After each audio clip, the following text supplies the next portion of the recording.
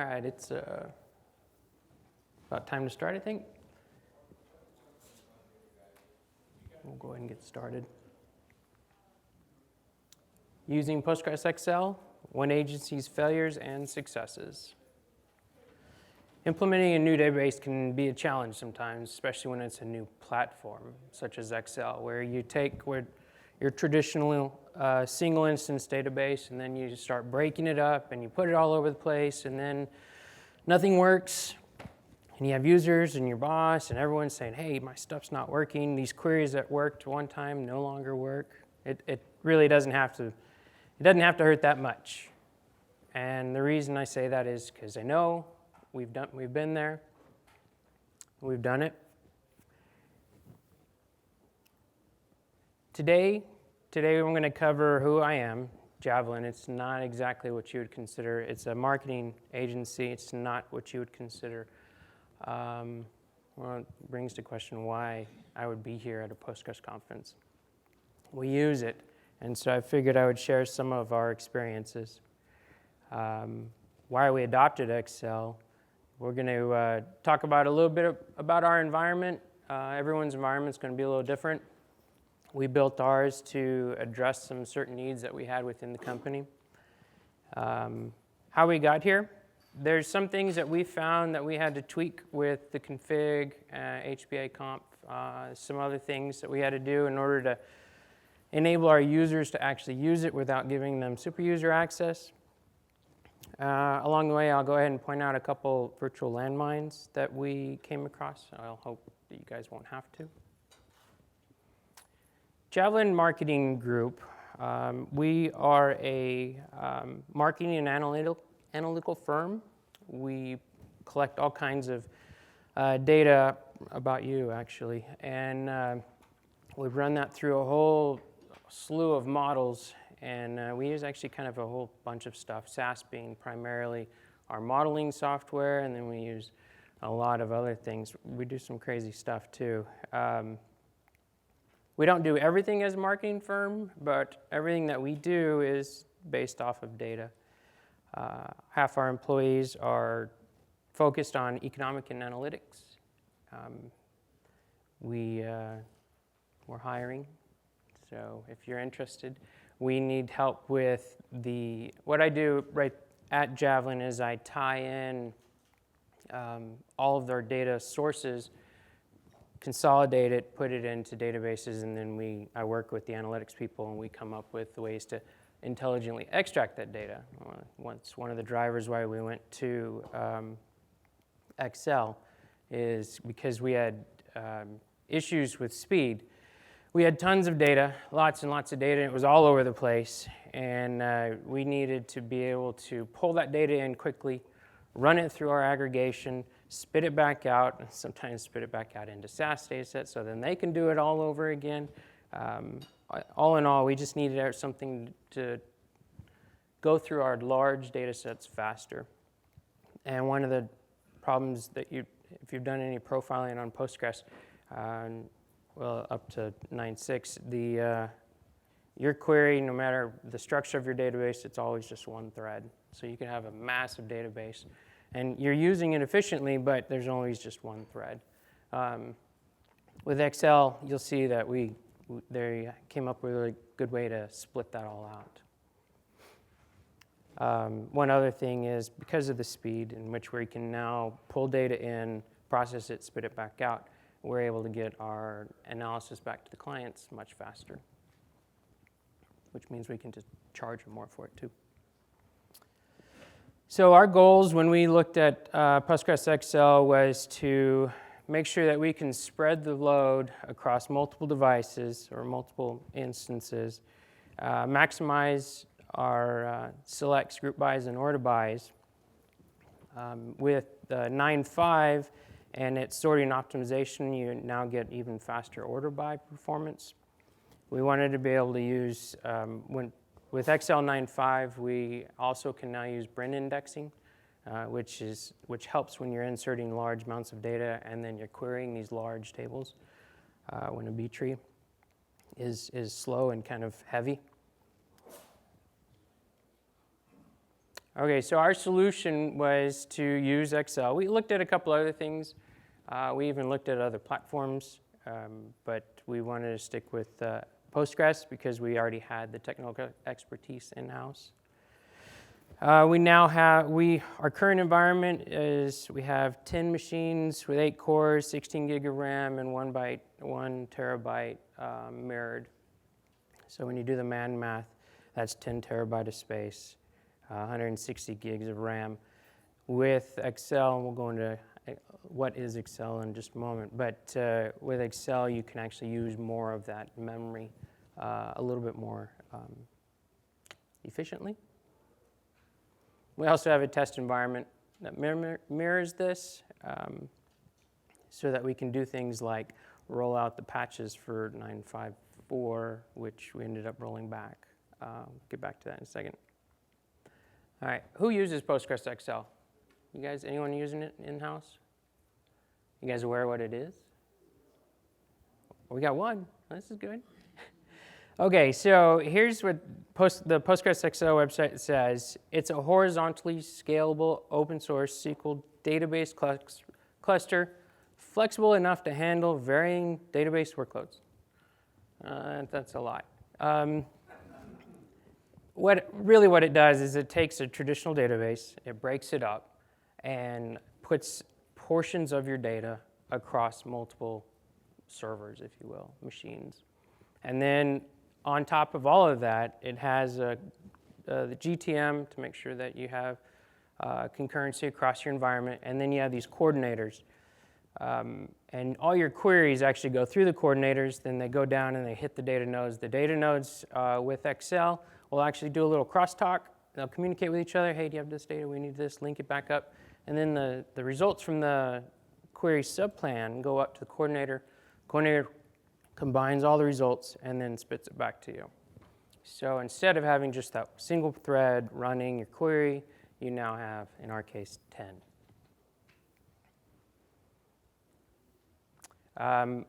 Postgres XL used to be 9.3 for a long time on the 9.3 version of Postgres.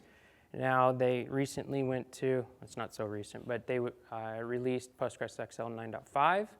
And with 9.5, they, in our case, they broke some stuff, but they fixed a lot. You can now do upserting. The upserts work, the brain indexes work, sorting optimization, that's inherent, so that works great. We also now have row-level security. Grouping sets, cubes, and rollup, those were implemented in 9.5.4, XL 9.5.4. We rolled that out, worked great until we tried to actually use it. That's actually what I tell everyone, it works great, just don't use it. The reason it doesn't work is because I would say 100%, 99.99% of our users use a GUI like pgadmin. And what we ran into is the versions of pgadmin that are out there right now don't work with Postgres XL 9.5.4, at least up until this. That may have been fixed, but we haven't gone back to test it. So we ended up rolling back. That was luckily in test. So this is kind of an overview of what the XL environment looks like. You have the coordinator, like I said, that's where all your users connect to. And from their standpoint, with the exception of maybe, depending on their version of pgadmin or whatever you're connecting to, you may get a few, hey, can't do this, whatever. Just keep clicking OK, and you'll get to it, and it works just like a normal Postgres instance. Underneath that, you have all your data nodes, your GTM standby, so you have some failover there. And then to cut down on network traffic, or just traffic in general, we use the proxy. So all your requests for transaction ID go through this proxy. It kind of streamlines all of that. In my defense, I'm not exactly a super technical guy when it comes to the underlying core of Postgres XL. I'm kind of your power user, I suppose. I did set this up, though. I can't answer those questions. And the documentation says it works, so it works. Yeah? So you say you have 10 computers in the cluster. Mm-hmm. One coordinator, the GTM takes 3, the proxy, the GTM, and the standby, and that leaves you with 6 data That's a good question. Actually, you can lay them on top of each other. And when you go through the documentation, some of it's kind of funny because they're like, yeah, put a coordinator on every data node. And then I start thinking, well, that means I have potentially 10 coordinators that I can give to my clients and say, hey, just pick one of these. What we ended up doing is we have 10 machines, and we put 2 coordinators, one on data node 1 and one on data node 3. And then we put the GTM, the proxy, and the standby on 3 other data nodes. The overall impact, the GTM and the proxy, the impact is relatively minor when it comes to process or resource utilization. The coordinator and the data nodes, you have to kind of balance that. We'll get to some of that. But yeah, so you can use all 10 nodes to do it. Well, go. Yeah, 10 terabytes. So combined, we have roughly 10 terabytes of data storage. In terms of response, what was it before? Like, do you have any baseline and what was before going to Excel and what it is now? I did that and it looked good. I didn't keep the results. I really should have. And now our environment's changed. It is considerably faster in the order of what a query once took 5 minutes is now taking, less than, a couple seconds. It was a massive performance improvement.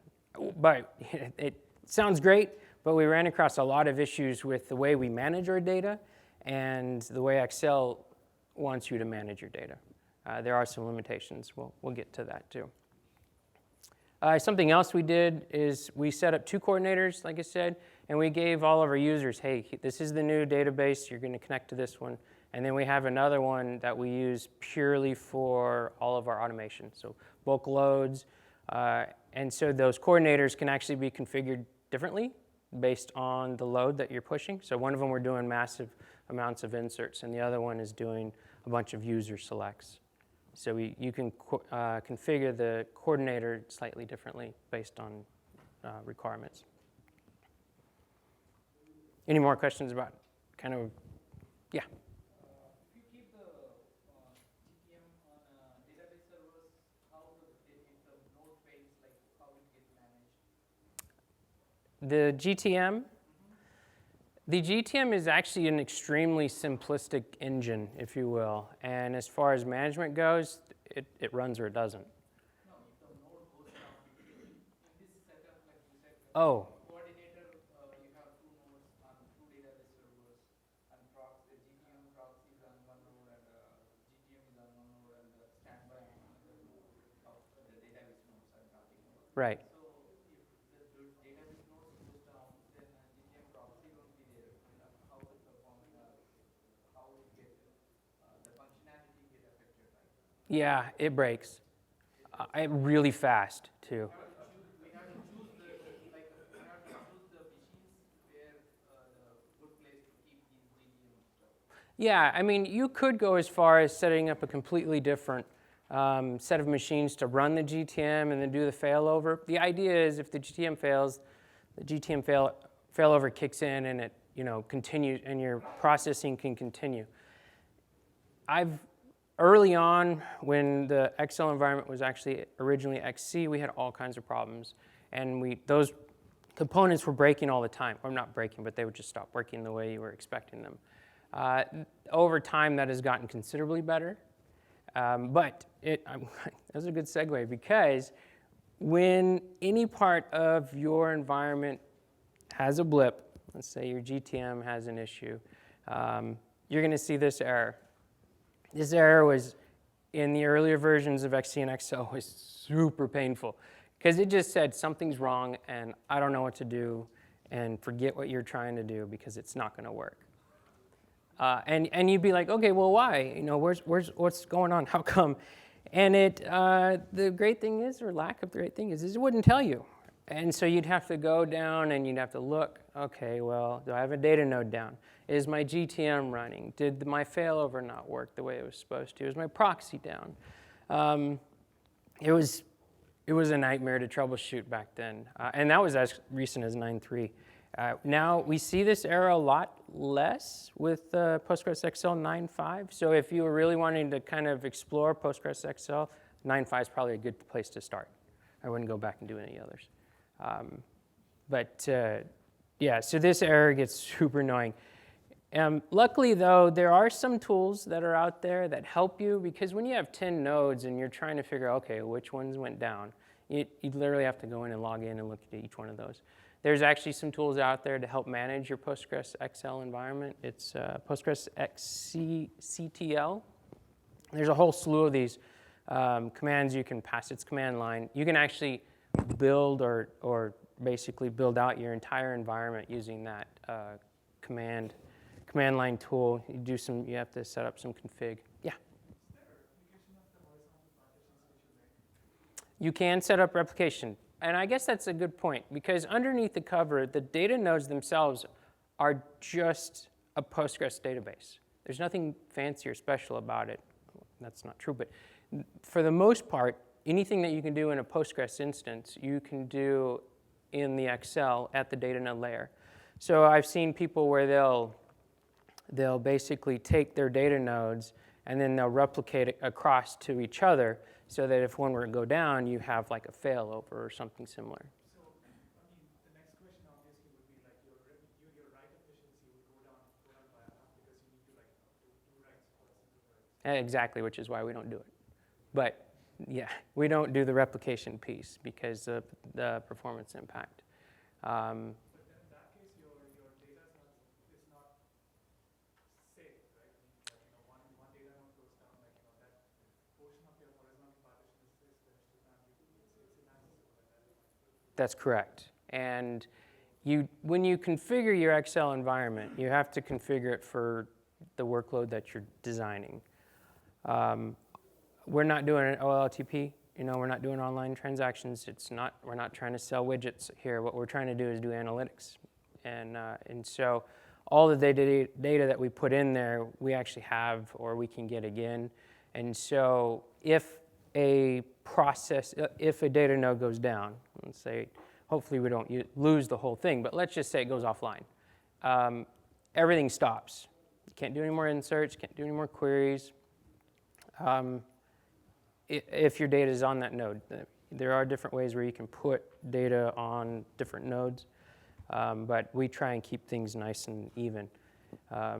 But if it goes down, let's say we lose a node, hopefully you have backups. And you would basically restore, because it stops everything at a certain transaction, you can restore from a backup, add a node back into the cluster, and restore it. Yeah. So how do you take a backup? From coordinator, you take a backup, or it's from individual data node? I think you can do it from individual data nodes, but right now we're just doing PG dumps from one of the coordinators. So it's all 10 terabyte. You run. Yeah, we dump it all out to some offline slow storage. Yeah.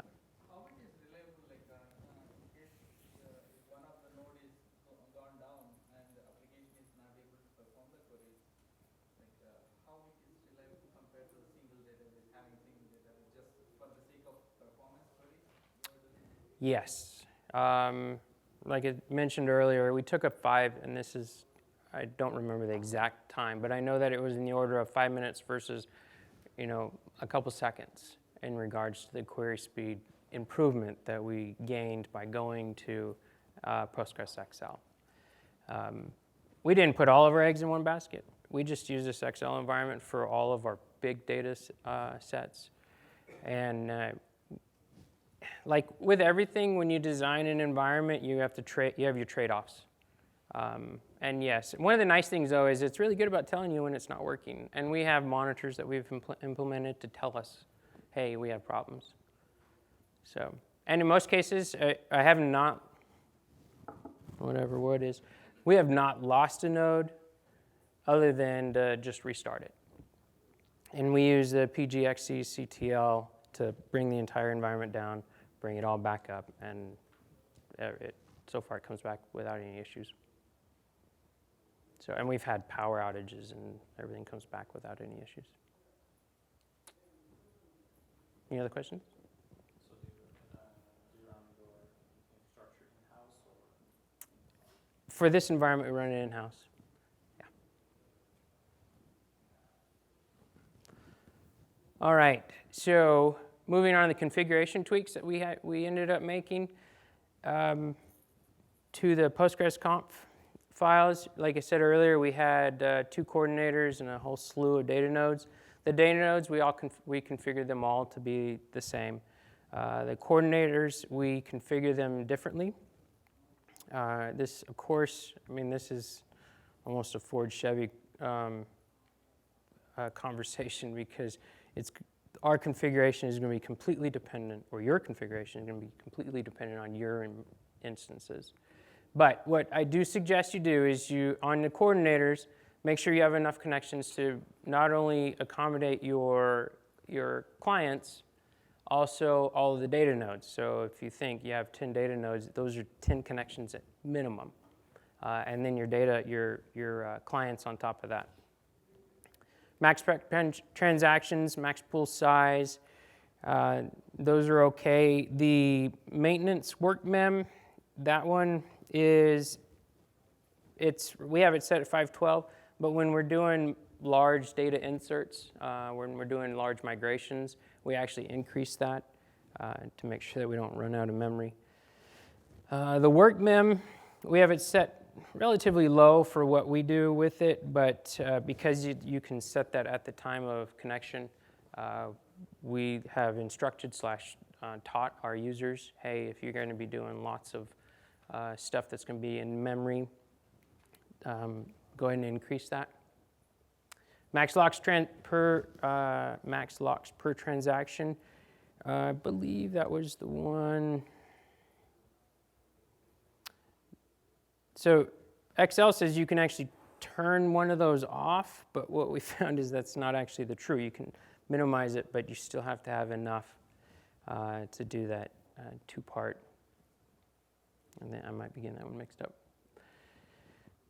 Okay, so on the data nodes, this one is actually, the key here though is actually the max connections, the effective cache size, and the maintenance work mem. You can see that those are all larger.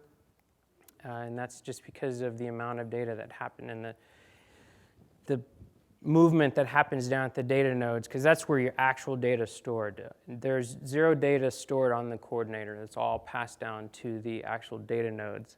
The max connections actually should be double at least of what you have set at your coordinator, and the reason being is because with XL, there's actually cross data node to data node talk. So they all kind of communicate with each other in order to help, depending on the query plan, before they return their results up to the coordinator. How much percentage we have to take in case this conversation between the coordinator and other than application requests that are coming? I'm sorry? So the application requests, whatever coming, they are going to the coordinator. Mm-hmm. But the coordinator will manage the chauffeur maintaining communication between the nodes and the coordinator. That's correct, but I'm not sure I understand the question. So how much overhead, if you think in terms of database, having maximum connections, limitations that what you have, so you can add up all the database nodes 800 or 1000 connections what you have. So 10,000, if you are using 10 nodes, coordinator can pitch 10,000 connections. Yes. Now, all those, the great thing about this XL environment is those calculations you would use to figure out what your config settings should be set at. You can kind of, it's for the same thing as with a standalone Postgres instance. All those calculations are basically the same because the coordinator to data node connection, they're basically the same exact thing as if you were connecting to the data node directly or vice versa. So all those calculations that you would use to figure out what those settings should be, they're all basically the same that you would normally have. Security tweaks. This is probably where some of the bigger pitfalls that we ran into. We had to make some changes to the PGHPA config file for both coordinator and data node. One of them that was weird is we tried to add a second coordinator and it would not add. I mean, it would not see any of the data nodes. And so we ended up having to make some HPA config tweaks, which was kind of weird. We'll get into that in a second. The other one is to allow coordinators to communicate with each other. And then a really weird one, and most people won't see it if they're just trying out Postgres, but we ran into where an additional grant statement was needed in order to allow individuals that were not super users to see their databases. So at the coordinator level, the PGHBA config file, we ended up having to change, well, this one we set to peer, and that really is just to help with scripts when we're automating things instead of constantly being prompted. And then down here, this is the subnet that all of your data nodes sit in, and we set those to trust. And then everything else is set to MD5 to prompt for password. I don't remember if it was like that, but at one point this was actually a trust, and so you can just connect without any problems. Anybody could, which we had to change that. The Datanode HBA conf, this is where again, this is set to trust. Everyone else is required to log in. Down here, this trust issue, we actually had set those to trust in order to add the second coordinator. I don't know why. It's just when we were going through it, we kept getting symptoms of not being able to log in, not being able to connect, not being able to collect the data nodes so that you could, because when you set up XL, you tell it all the data nodes. I'm not sure whether you do this, but you could actually have a coordinator that sees 7 out of the 10, and then the other way around on the other coordinator. It's one tweak or configuration you can do, and I'm sure there's business cases why you would do it. Anyway, we ended up having to set this to trust for localhost in order for the coordinators to even connect, a second coordinator to connect and go in. Again, I don't know why, but doing that worked. So. What was your original, the previous one? That's for the coordinator. Yeah, the reason being is because now it has to go across. Peer only works for local. And so on the local box, it was using peer. When you tried to add second coordinator, now it's going across and it's using the host instead, so it can't use peer anymore. Okay. So that's why you have to use trust. That makes sense. That should be identical to be more secure. It should be what? Should be identical authentication. Oh. Yeah, but ident is fuzzy to start with because you're not necessarily going to get the same ID. I mean, it'll work in this case. You're right, but even the documentation it says ident is kind of. So we're trying. I mean, but If they're all set up together, it should work fine. There are caveats. You could do ident mapping, so you have that. Yeah, potentially. Yeah. I'll actually have to go back and give that a shot. I got so tired of messing with this that I just gave up. So, okay, once it got working, I was, we're done. Next. Adding users. Okay, so like I said before, most of our users are not super users, thank goodness. The normal grant statement works great for adding a user or a role. So I would send out the email, hey, new database, here's the connection string, here's your username, here's your password, sent in a separate email, and go for it. And they would log in, they're like, I don't see anything. I'm like, what do you mean? I log in, I see everything, you're fine.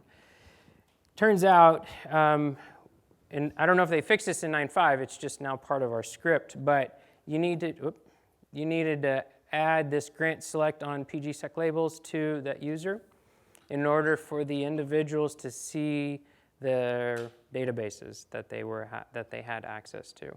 This is not a problem if all of your users are using pSQL command line, didn't have a problem.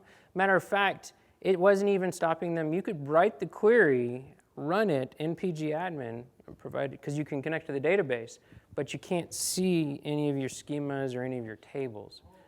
So, I have people running some problem. They couldn't see the structure. well, that's probably what it is, yeah. That's what we ran into. And by, granting select on that for those individuals, they could then see everything that they were normally used to seeing. And that was another one that threw us for a loop. Okay, one thing I glossed over is this wasn't a talk on how to set up Postgres XL. There's a lot of really good documentation on how to do that. It's really relatively simple. If you take your time and go through the documentation and use the PGXC control script. But that doesn't actually, so they said, great, you have a database up and running, you're good to go. You can do simple migration using PG dump and restore, and that works for most of your tables, provided you use kind of a traditional model. What we've ran into, though, is the way XL detects the type of distribution. By default, it uses hash, and when it can't find any columns that match, well, by default, it looks for constraints, and it will use that. And then it goes to ID, and then it goes to hash. And if it can't find any columns in your table that it can distribute by, it defaults to round robin. There's a couple reasons why you don't want to let it get that far. And some of that is the 9.5 upserts or inserts on conflict. We'll get to that in a moment. So the simple migration works. If that doesn't work for you, I actually wrote a tool, Postgres XL Migrator, and it's nothing more than a fancy shell script. So this is the simple migration, doing the PG dump, PG restore for either an entire schema or a table, one table at a time. The caveat here is to watch out for memory issues. We ran into issues where we were dumping such large tables that the XL environment was crashing. Well, it didn't crash, it just said, hey, oh, wait, can't do that. I don't have enough memory. That's the actual memory it came up with. Invalid memory allocation request, blah, blah, blah, blah, blah. When that happens, you should, what we ended up doing is dumping the file to disk and then restoring from the file, and that fixed it. Now, we haven't done a number of large migrations. We've done a couple, but we haven't seen it since we went to XL 9.5. Okay, so I had mentioned earlier about the even distribution. We were doing just the PG dump and restore, and it was, a couple 100 million record table, and I was watching, I said, hey, this is great, and then I started looking, I was like, wait a second, there's only 7 nodes that are seeing any type of writes here. What's going on? How come this is happening? So stop it. I said, well, maybe I wrote the table's definitions wrong or whatever. Well, as it turns out, I had mentioned earlier, Postgres XL tries to be intelligent about how it's going to distribute your data across all the nodes, and it goes through and it looks for a couple things. Like I said earlier, the ID, and then it looks for a column that fits within hash. And what happened is I actually had an index on one of the columns, a varchar column for domain. And the data I was pulling over was based on some, I think it was Facebook, something like that, feed. There were 7 dominant domains, and so those were getting assigned to like the first 7 nodes, and the remaining nodes just hardly got any data. And that's actually very important to note, because if all of a sudden you run out of space on one node, it's going to affect everything else. You may have 3 nodes that have tons and tons of space, so you have to be careful about your data distribution. So that's why I wrote the Postgres XL Migrator. And what it does is it's a simple shell script that will evaluate your tables, and it will pick an eligible column if one is not clearly defined. It's a simple shell script. You can actually download it. Well, a link to the Git page is on that PG Conf SV 2016. And it does all the hard work for you. So if it finds a table that doesn't have a clear or an even distribution, one thing that it does do is it actually will go into your table, query your table, and find out if you have even distribution on, say, the column that Excel would consider this is a good distribution. So if you, like in the instance of that domain, it would have said, actually, this isn't even distribution. You have weights. You have too many on one particular side, I guess. So the config file, yeah. So basically, it will give you a list of the columns you would chart against, or it will do basically this decision and perform migration? Yes, it will actually do all the way to the perform the migration. So it'll look at, let's just say if it does one table, it'll look at that table.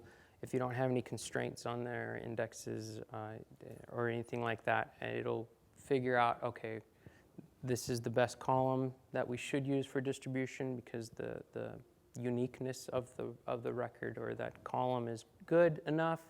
It'll actually create the DDL. It'll create the table in the destination, and then migrate your data, dump it out, and restore it. So using it is pretty simple. There's only like 3 or 4 pages of config. I'm just kidding. It is pretty straightforward. You just set up your host, the database, the user for your source system, and your destination system, the XL environment. And that's going to be, and make sure you're pointing it at your coordinator. Remember to set the memory settings on your coordinator to accept the large amounts of data that it's going to be accepting. The script will create the schema if it doesn't exist. The owner in your XL environment needs to pre-exist because it doesn't run around and create users. It also, you can set up individual tables, or you can just say all, and it'll migrate all of your tables. This was actually pretty handy because we had a couple databases that had a couple thousand tables in it. The distribution type, okay, by default, XL will lean on hash. It'll try and distribute by hash by default. If you want to change that, you can set it here. Modulo, hash, round robin, and replication. Those are the 4 distribution types. And they all have their pluses and minuses. Yeah, so if there's more than one constraint on the source table, the DDL will be created without the distribute by clause, allowing XL to pick it and do the distribution. Continued. Okay, so this is a temporary table to hold all the analysis results. The script will actually create a couple functions, and the results of those functions will get written to this table. You can kind of go back and review them and see what it chose, why it chose, what it did, and how. This is your file system. Make sure you have enough space because it does the PG dump to a file. And then this clean flag down at the end, basically it'll go out there and clean up that directory. It'll wipe that, drop that table, remove the functions, and it also creates the files, like all the DDLs and whatnot. So you can actually review everything what's going on. If you set that to yes, it removes all of that. It's green. Okay, so this is what the script looks like. Start the migration process. It goes out there. If you've run it several times in a row, it'll kill it and start over. This is where it's installing 2 functions that I wrote, and then it looks at the generating column distribution data, and then at that point it connects to the XL environment and starts creating things in order to do the migration. That's where it gets the distribution column for the customers. It creates the DDL, and this is standard stuff. This comes in all of your normal create table stuff. Down here, and then it grants permissions and exports. This is between these 2 steps. That's going to take the longest out of everything. It's where it's actually writing the file or exporting, dumping your data, and restoring your data. So your log will look something like that.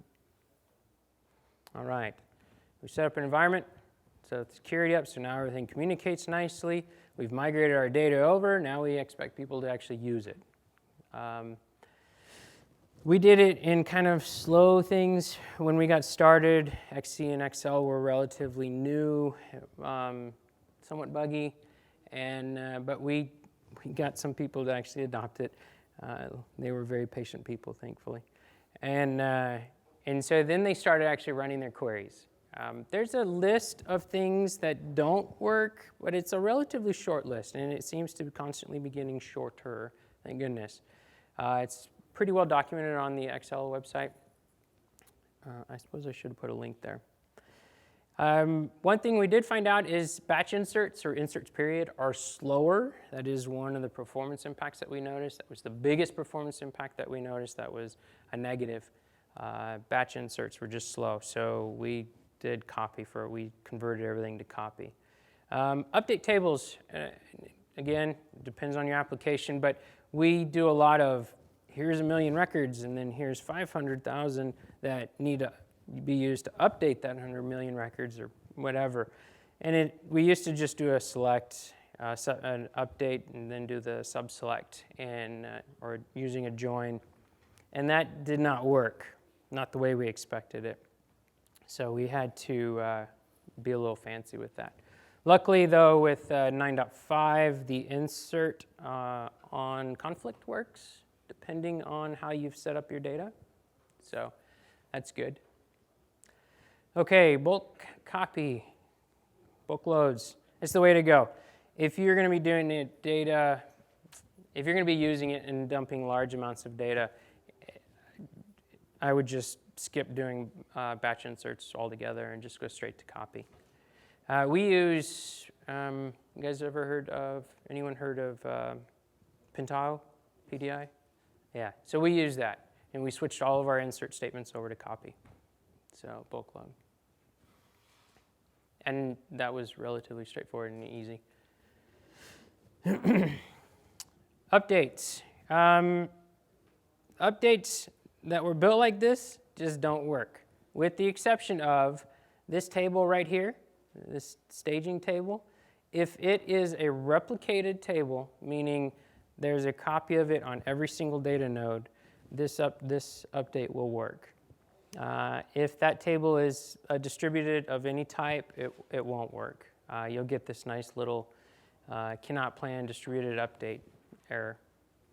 Super annoying, because we use this a lot, so we had to actually make quite a few changes.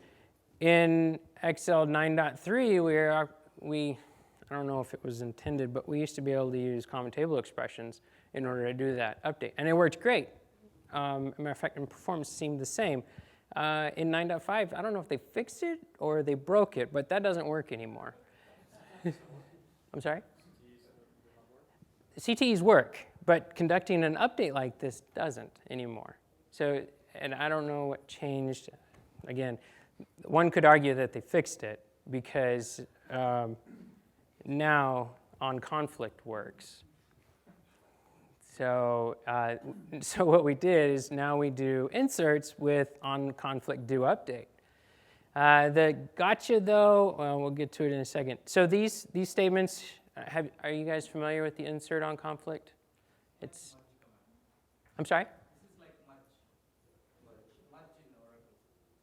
If the data is not there, insert it. If it is there, update it. Yes, like an upsert. Well, it is an upsert. Yeah. So if you're not familiar with it, it's relatively new to 9.5. Luckily, XL was able to implement it. And on conflict, do update or do nothing. This column, though, on your table, my table right there, that column has to be a unique. If not, this just won't work. And you'll get a nice little error.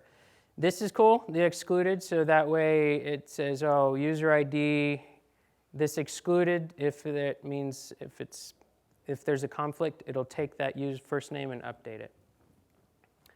Where this comes in handy for us is we now use these. So now here's that staging table, it's temp table here, and then with the user ID and our table that we were previously updating, we now do this on conflict do update, and this is where it will actually bring this. Now, this works great, but in Excel, you can't have the unique on round-robin tables. Modulo, they have to be numeric type, and then with hash, you can use strings. So depending on the column that you're declaring as unique or your key is going to, you're going to have to follow kind of a decision tree. That'd be a good talk, by the way, of how to figure out which table or distribution type you should be using and how you plan on using that data. But the good news is now this works. Block range indexes, they work great. No problems there. If you guys are unfamiliar with what a Brin index is they're great when you're doing large inserts of data because the overhead with creating that index as you're dumping data into your table is really minimal. They work great. They take up less space. They're not so great on smaller tables, so if you have large tables, these are pretty good. I'm going to blow through some of these because I'm running low on time, I think. Sorting optimization, abbreviated keys. This is just part of 9.5, I think is when it was implemented. And it helped. We did notice a difference going from 9.3 to 9.5. Now, the great thing with this sorting optimization that was implemented is you don't actually have to do anything. It's just part of the Postgres engine now. And with your query spread across multiple nodes with better sorting, your order by statements, everything seems to work faster.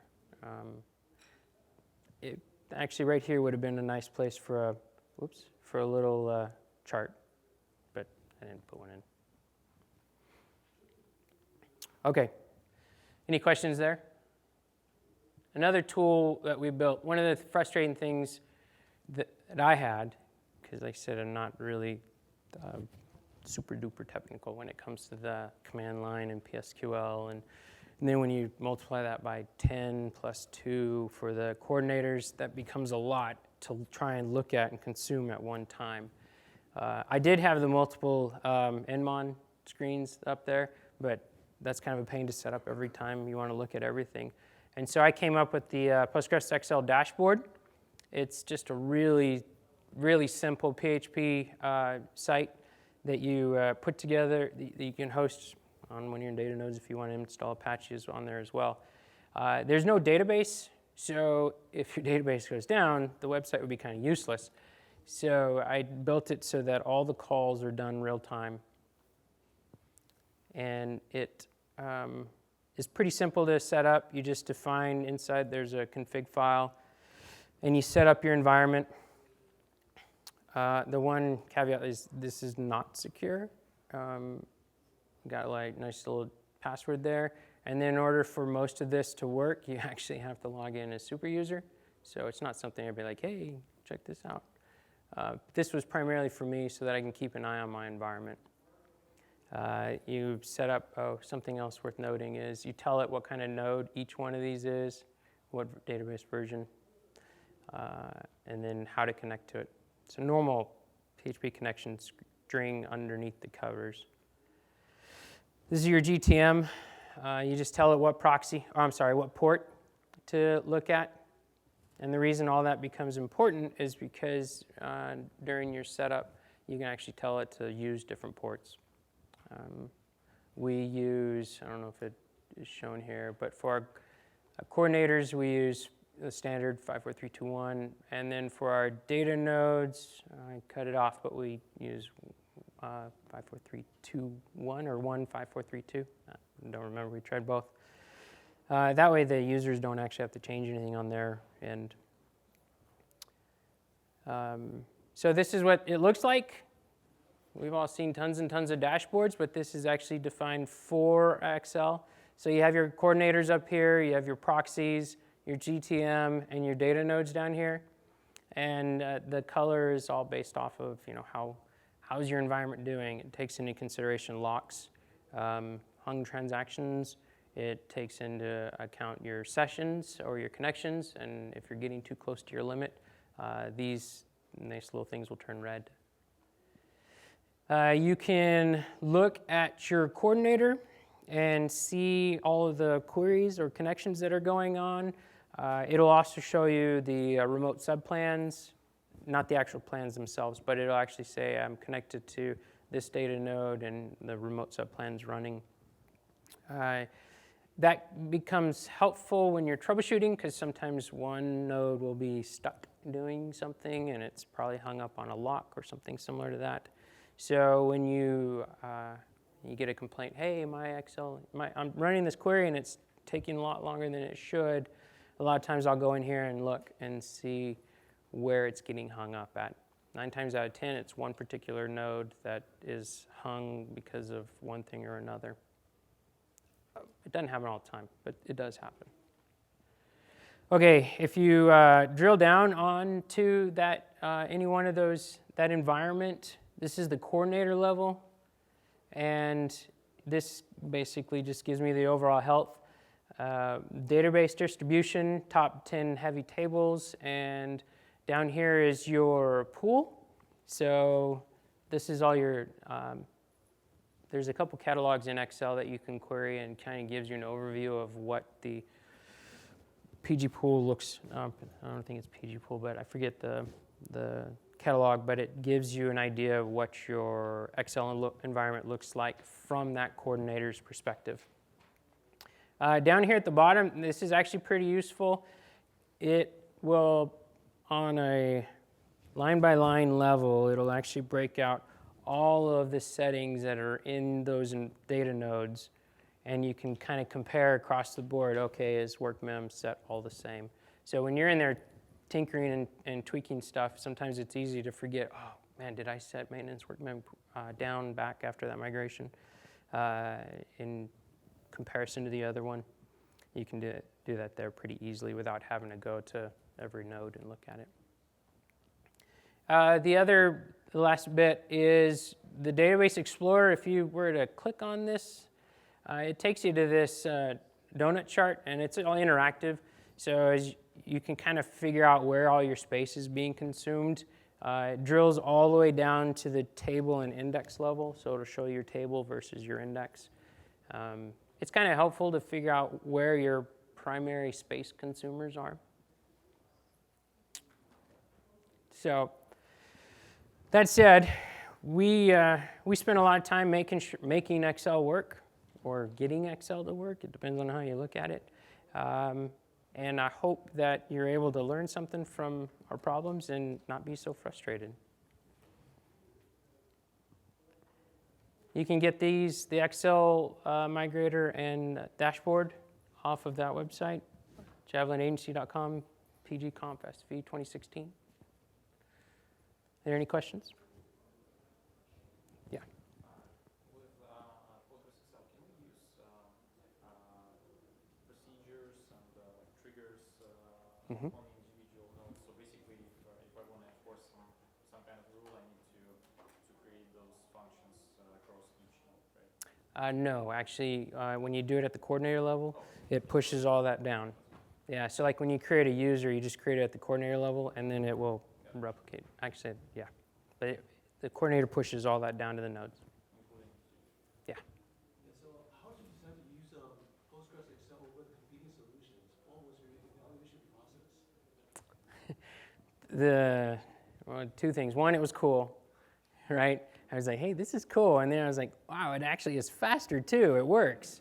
And so we started there, and then we started looking at what the other competitors do and their pricing models. And we started looking, well, Excel does everything that we need it to do, and we're willing to put up with, online support, or, limited support. And so that was really our biggest determining factor, is price, is what it really boiled down to.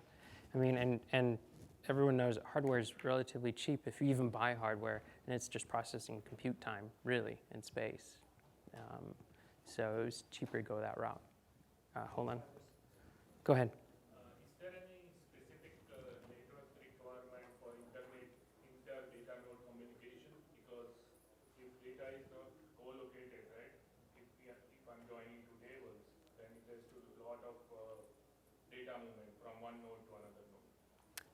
Yes, kind of.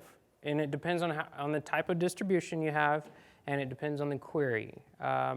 There is Datanode to Datanode crosstalk. There's also the coordinator, depending on the type of query you run, the coordinator actually will do the combination as well, the combining of that data, and then push that up to the user. So it'll do both. So it doesn't have to be that all data nodes are to be on the private network or something like that, right? Say that again? Network point of view, all the data nodes has to be on the same private network, correct? You know, I haven't tried to move a data node off, but I've always run everything relatively local to each other. Yeah. So did you try status data? We looked at it, and that's about as far as we got. We didn't go any further than that, so we didn't try it, to be honest. Yeah. So this kind of Postgres XL, is basically your basic partition data based on your definition. You define the column for this partition, and then after partition data, you have two different nodes, right? If you need to do aggregation on the columns, not a partition, what would happen?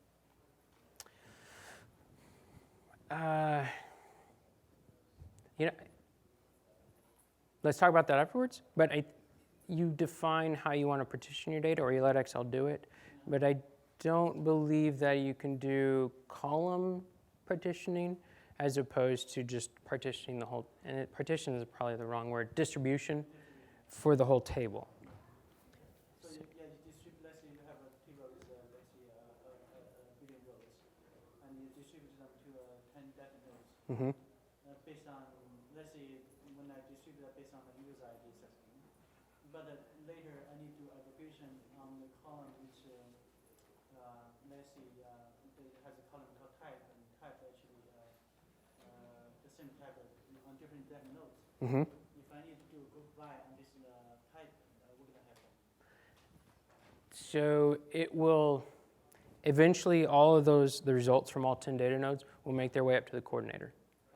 And then the group by will take place there. I believe that's how it happens. And when you do analyze and explain, it will, it tells you on where it's running, whether it's taking place down at the data node or the coordinator. I believe that they did make some changes to analyze, so it'll, or I'm sorry, explain, and it gives you more information that's kind of Excel centric. So, time for one more. What's up? So CitusDB, I heard the limitation of charting. When you chart a table, you can't possibly use CTE on CitusDB. Is that a limitation there on Excel? It wasn't. On 9.3, we were running CTEs without any problems. 9.5, I believe the CTEs still work, but not doing updates. So you can still, yeah, you can still do it. And that was primarily the reason why we're using CTEs. So the GTM proxy is the only, like, for in case if GTM fails, GTM standby can take the role of GTM, right? Yeah. But GTM proxy is the only one you have here, and which, like, you will have only one GTM proxy, and that will, like, you cannot set up multiple GTM. I think you can set a multiple. We just don't. We can come talk about it afterwards. I think I'm out of time.